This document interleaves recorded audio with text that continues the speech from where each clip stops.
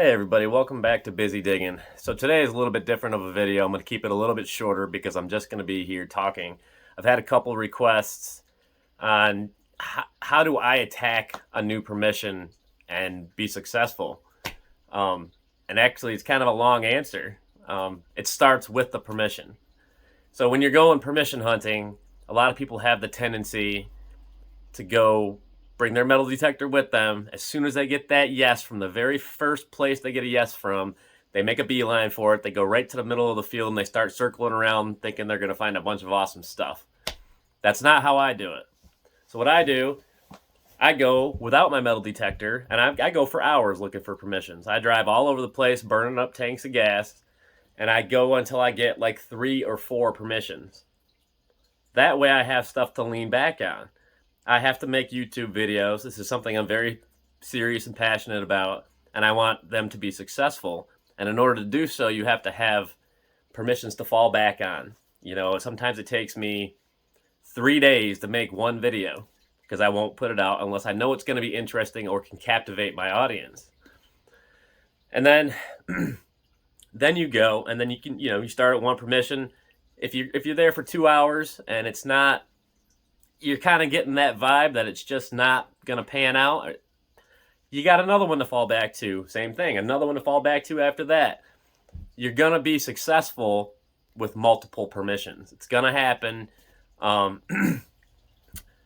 Secondly, my big thing is with every permission that I get that's new, I go look at it and I find my high percentage areas. That's what I call my high percentage areas.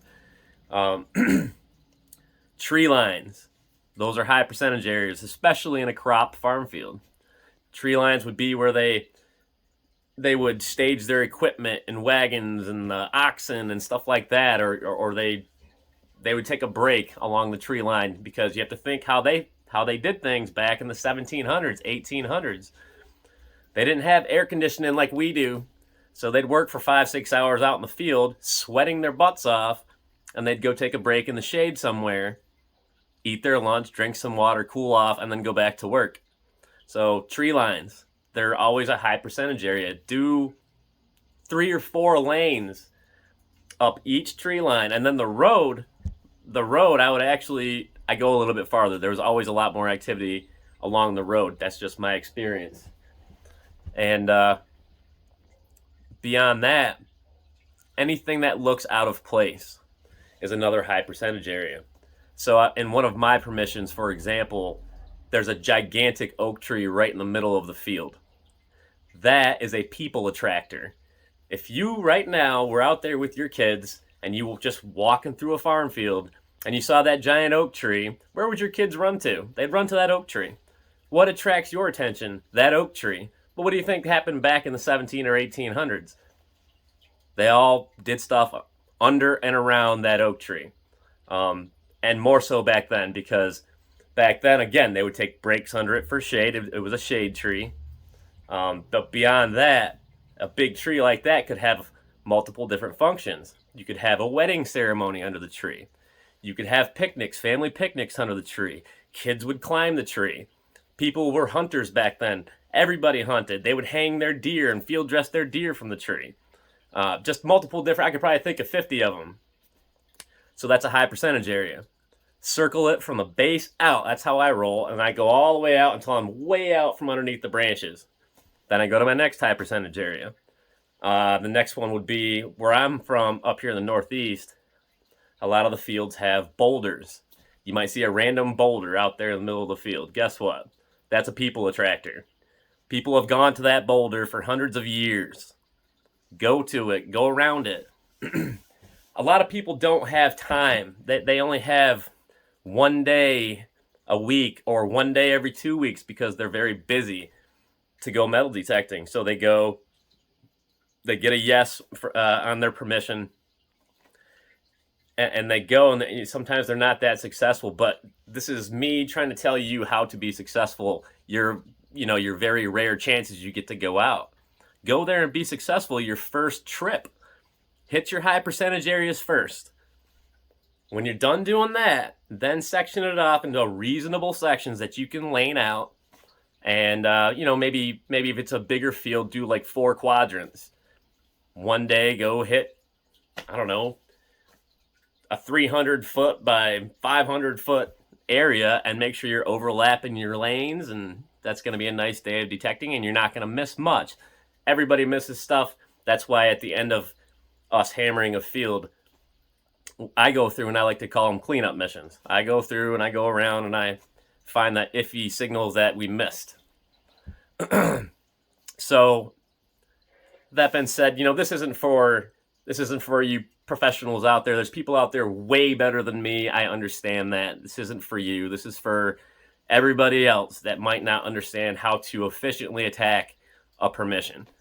And I just want you to be successful. I've had some success, and that's how I roll. That's how I do it. I had other stuff to say. I'm sitting here trying to think. That's about what you need to know when you're going to a brand new permission. That's how I do it. Like I said, I've had success. I am not the most successful person. I'm not trying to say that. But there's people wondering, people have asked, how do I attack a permission? And that's how I attack my permissions. And everyone's the same. I don't change. I don't deviate. I always go to my key locations first. I cover them very thoroughly. And then if it doesn't pan out, I have multiple backup permissions to go to. And that's really the big key. Everyone goes out and they go to the easiest one off of a main road. They get a yes, but that same farmer has given 100 people before you a yes, and it's gonna be hard to. You're not always gonna do good in those places. So have 3 or 4 permissions. Travel up back roads, get lost, drive for 2 hours if you have to. Have 3 or 4 in different locations. Don't always go for the ones off of main roads.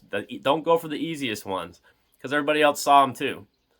I guess that's it. I'm going to get off my soapbox. Like I said, this is going to be a short video. I'm also going to make another short video where I'm going to clean some silver coins. I'm going to show you guys how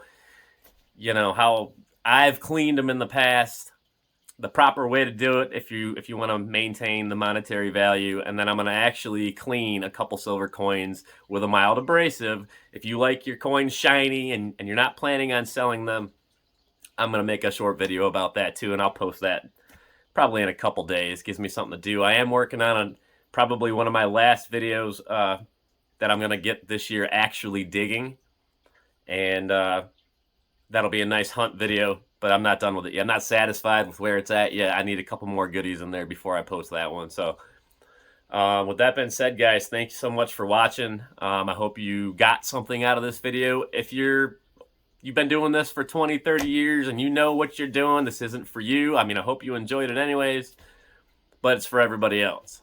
And on that note, thank you so much for watching, and I'll see you on the next one.